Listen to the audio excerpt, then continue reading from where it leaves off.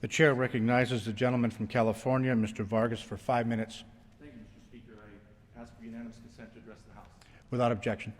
Thank you very much, Mr. Speaker. Mr. Speaker, I rise in favor of immigration reform, comprehensive immigration reform.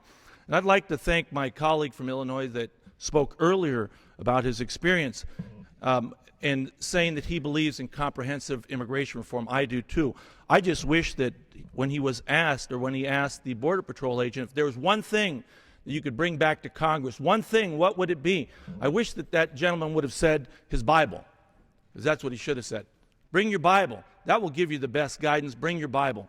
And I believe, Mr. Speaker, I'm allowed to read from the Bible. Is that correct? No one will come and tackle me. I'm new at this, my first year here, and I hope I not violating any law, but if I am, I'm going to do it anyway.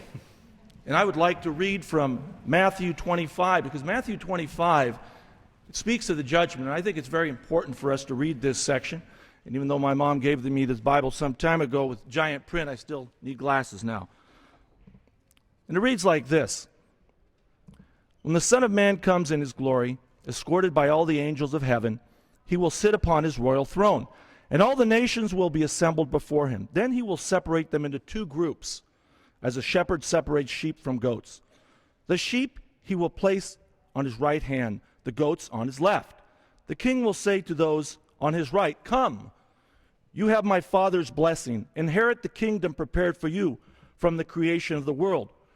For I was hungry, and you gave me food.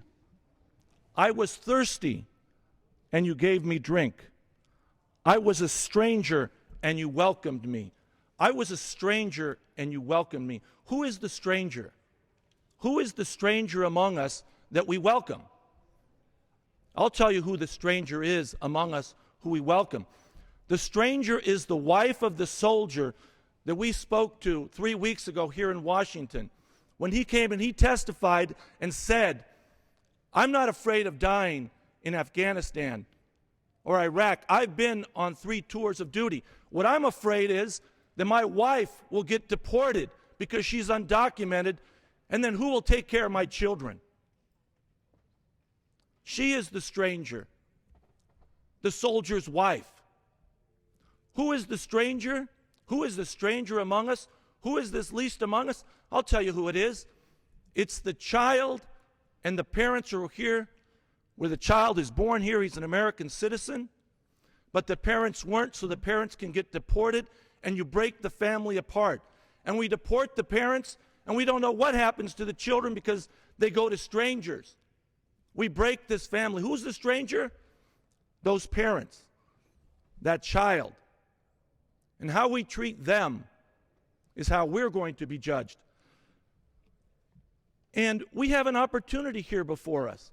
And I'm very, very thankful now for the churches in this country.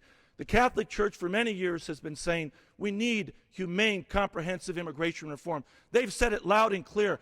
And now the evangelical churches are out there saying the same thing. God bless them. And I know that they're praying. I know my parish is praying that we all open our hearts to this. And I have to tell you, I haven't been here long, but I do get the opportunity to pray with my colleagues on the Republican side, and they are great people with great hearts.